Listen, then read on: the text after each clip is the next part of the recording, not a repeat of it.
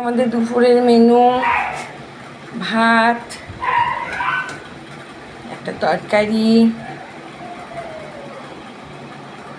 আমড়ার চাটনি, ডাল, ছেলের chicken soup, মাছ মাছ মাছ বাচ্চা মাছ, নানান রকম ভাজা, কচু সেদ্ধ,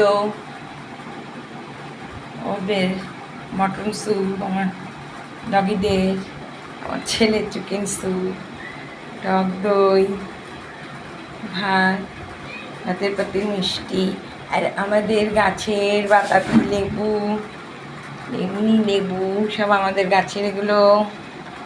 এই যে বন্ধুরা, এই আজকে আমার দুপুরের মেনু।